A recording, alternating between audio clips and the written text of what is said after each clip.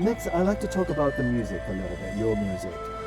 So you already mentioned that you started your serious music career as a drummer. Do you still play the drums? Yes, I do, but I don't practice that much because it takes time. Everything takes time if you want to master it. So, but I used to play drums like actively, practicing every day. Right now, I don't have that luxury. Yeah. So very quickly, I like to go through your Satoshi journey by looking at your album cover. Okay, let's go. Right. So this. Yes, this is the first one. This is the first one, released in 2022. Yes. Yeah. And I can see there's an anime character. Is it yourself meant to be? Well, somehow, yeah. Somehow it's myself. Yeah. It was. It's a drawing actually by like it was made by hand by a designer. Okay. And the whole if you have the CD. I'm out of stock. I would have bring some to you right now, but I'm out of stock. If you have the CD or if you look on YouTube video of the album, it's also like a manga scene. The design is like a manga. Okay, you mean the insert? There was the booklet of the CD, or if you look on YouTube at the full album video, it's also each song comes like a scene from a manga. It's designed like that. Okay, yeah, I need to look at that. So I can see there's a struggle, anger, like you're struggling with the chains, and is that kind of theme and mood of the album? Yeah, it was the protest. It was the will to demonstrate something. Yes, that was what the first album was more into. I want to say something. I disagree with you with the old way of making music in this country or something like that. So it was more like a protest. Interesting. Yeah, I have one particularly I like. Can you guess which song it is? Peste Prut, because I'm going to ask you to read the lyric of that. No, that is cool. So, but it's important to have the next lines as well, because it says karate. Exactly. So it's Peste Prut se vrea pe psa. Aici încă îmi spun crasava. Tokyo, sayonara, pa. Eu mă retrag pe Okinawa. Peste Prut se vrea pe psa. Aici încă îmi spun crasava. Tokyo, sayonara, pa. Eu mă retrag pe Okinawa. And it continues with the karate, right? Karate, să învăț că apoi să pot să port karate.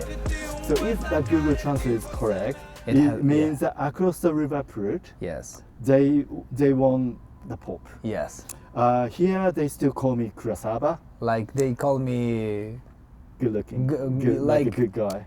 Good guy, yeah. Good guy. Tokyo sayonara bye. I'm fleeing to Okinawa. Yes. Yeah. Yeah. But I think it's obvious. Like the punchline, it's obvious. Yeah. I'm rejecting those, fashionable stuff. I'm going back to roots. Okay. Somehow. So quickly moving on. You went that deep. So this is the second album. Yeah. Yes. Plus 373. So the famous 373. But there's a people. There's a life. Yes. Moldova flag. So I could think that this is something about your root. Yeah. It's national identity. Yes. That sort of the 373 is my second album. Is the album that people embrace the most because it's more. It is way more reflective and it focuses on identity, on many different subjects, and I'm more vulnerable. If on this album I'm like, I'm against everything, this album comes with more vulnerability. I'm speaking about my weaknesses, about my fears, so it's more human. And I switched from being very complex with words to a more down-to-earth way of speaking like that, and a tone of voice which is more human. I see. So this is like a very common, how do you say, backyard in the Eastern Europe and post-Soviet countries as well. Everyday life, people living there. The first option for the name of this album was Post-Soviet Anime. That was the working title. I still want to do something with that name because I like it, the combination of post-Soviet anime. But 373 was obviously 373 as a Moldova country more symbolic. The famous your shirt. Yes. As you saw in my Instagram, I've got the this jersey. Yes. You're amazing. 37 Yes, you're amazing. Thank you so much. Satoshi again. Yeah, I'm gonna be wearing this on Monday and Tuesday. Thank you so much. And the Friday, Saturday. Yes. I appreciate this. Yeah. Right, quickly. Then, Sport. Right, the third album. Yes. So you've graduated School of Anime now. Somehow. And you're like showing intensity, high energy, sort of. Yeah. That sort of image I get from the cover. Well, it's like, the cover says a lot about the album, and so if those one were way more conceptual and they had way more depth to them, this one was more about I want to do something that is based not that much on lyrics but on energy, on musical diversity, so something that would feel like sport. Very dynamic, energetic, so that's why I did not go too much into crafting senses. Okay, so second thing in common, we both like playing sports, and then I know you do right now boxing. I'm right doing now? boxing, yes. Boxing, yeah. What do you like about it? Like boxing? I love that boxing and martial arts especially. They are both dynamic, and they just help me to switch from the I don't know, from too much thinking. Sure. They just, you focus on yes, when you focus on practice surviving and on everything. practice. Yeah. Then sorry, I want to spend more time, but time is limited. So It's this is the okay, it's latest okay, it's EP. Yes. The minimum effort. Yes. And I understand this is a collaboration with famous, well-known Moldovan hip-hop artist. Yes. Yeah. It's a rap duo, Magnat duo. and Feoctist. Yep. So Magnat is this guy. He's an Olympic wrestler, actually. Oh, I see. Yes, an Olympic wrestler, okay. top 10 at Paris 2024. And this is Feoctist. So they are a duo. He sings and he raps. And they are my very good friends. Okay. So we wanted to make a collaboration. First off, we wanted to have a song, but then we made another one, and we said, okay, let's make an EP and let's go party with it. Okay. So it's a go back to roots rap release, very rappy release. Sure. People embraced it. We want to give a soundtrack for the colleges and people that for students, something that would represent them and would speak their language. So we went on tour, which was called Minime 4 Tour. We had an European one and a US one. Yes, yes. I was going to ask you that I know you've been around Europe and then yes. So you're touring with them. Yes, yes. So when you perform abroad, let's say, yes. Is it quite different from the performing at home? Yes. In terms of audience reaction? It is. Right. It is. So first off, the audience from the abroad, Moldovans from the abroad are a bit more older. Right. Yes, so there are families that are coming to shows. I see. So in Moldova we have more like students, youngsters that live there and didn't left the country. Sure. So so it's younger. And the second, of course, is the atmosphere of longing for a home, and it's a different way of. It feels different. At home, it's like partying and living it like it is right now.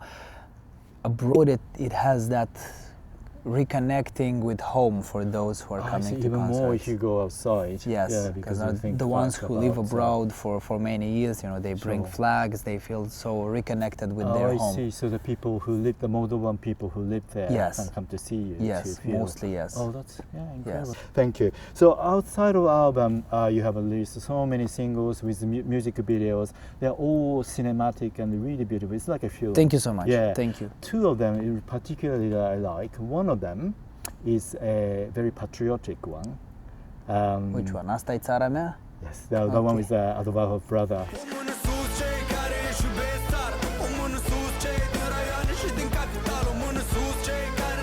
The music is Vasile Advahov on violin. Yeah, yes. the violin combined with modern hip hop, and that's incredible.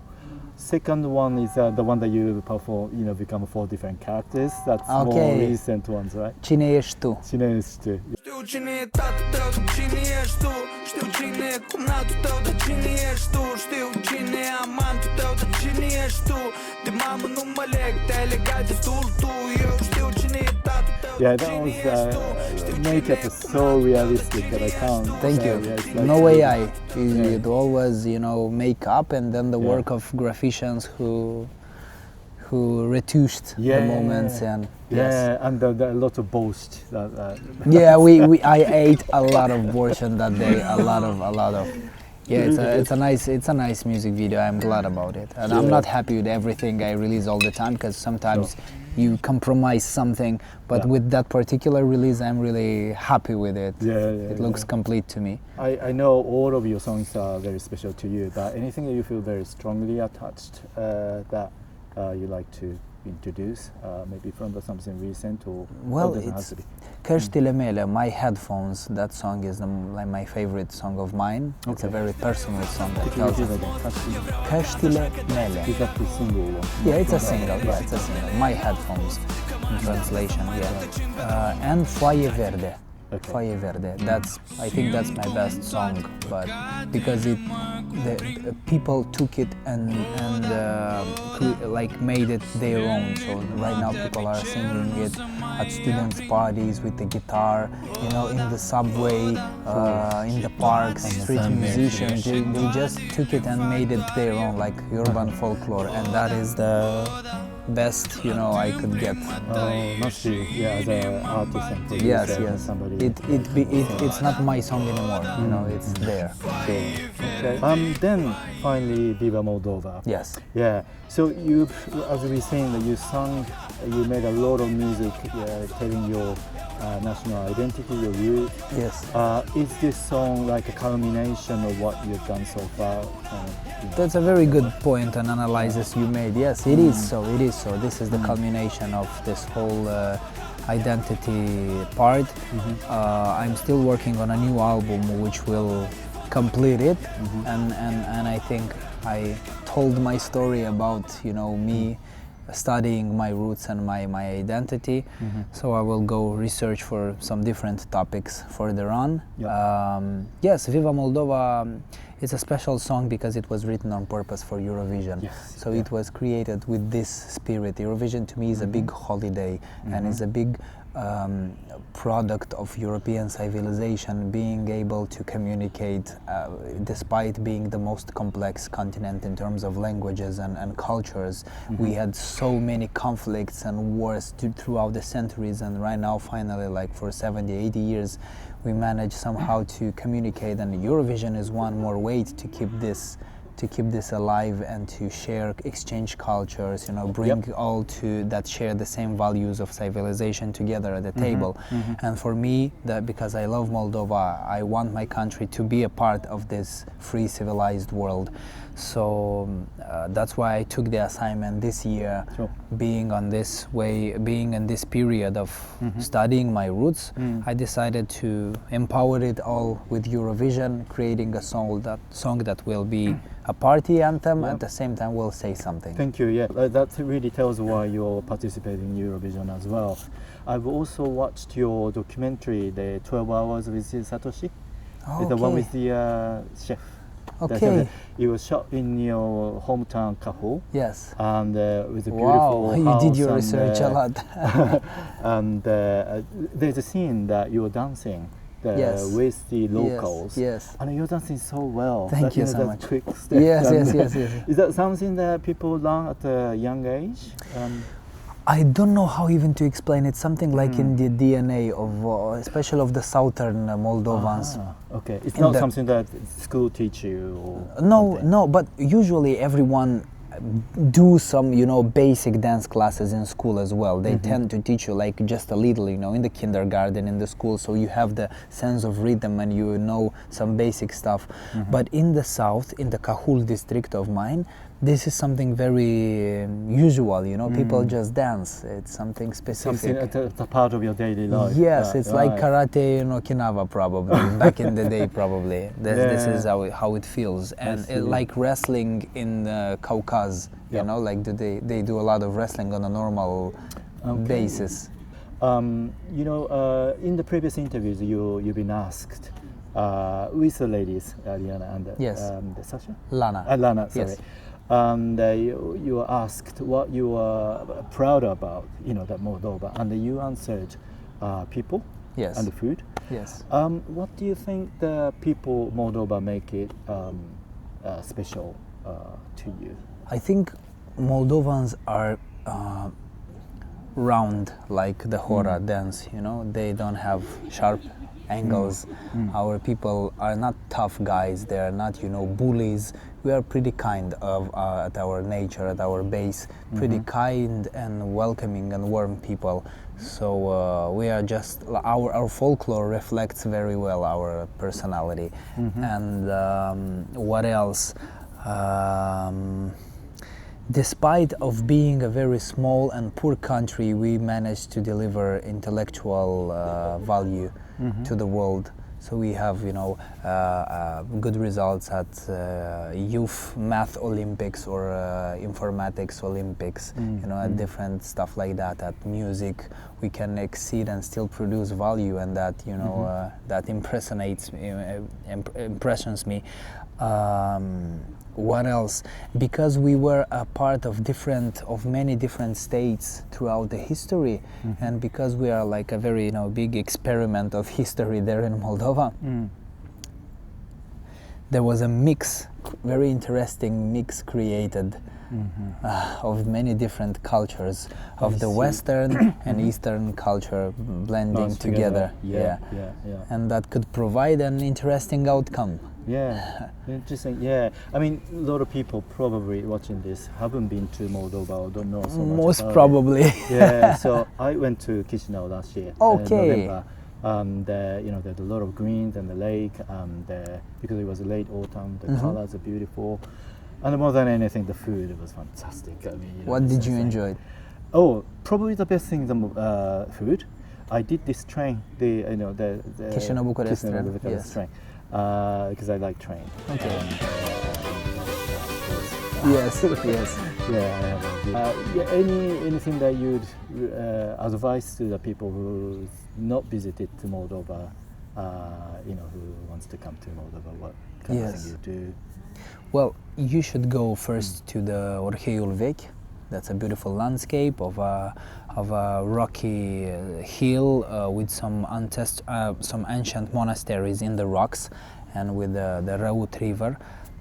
Then you have to go to the south of the country to see the big lakes, Beleu and Manta in Cahul district. Oh, so your hometown? Yes. Yep. Yes, and a bit more to the south there are those lakes, and you should go to Soroca and see the fortress of Soroca and the Dniester River, and Soroca you can. To Mallorca. Yes, and Tokyo to Okinawa. yeah, and you can just grab a car and travel and just look at the country, because it's a tiny country that you can, you know, ride in a day, and try many different things, speak to people, and yeah. Very good. Yeah. So after Eurovision, what's your plans? Working on the album. Working, with them, grinding. No, on my own. My albums are always without featurings. They are my exams in front of myself. The exams that will show that I grew up and that I understood something new, sonically, mentally. You know, it's an exam that I have to pass, and I have to work consistently on it. Thank you so much for your time. Yeah. Arigatou gozaimashita. I have something for you. Satoshi. This is myself. Thank you so much. Okay. Thank you. I appreciate it. Yeah. Thank you. And let's keep in touch. Și toate le fac doar eu.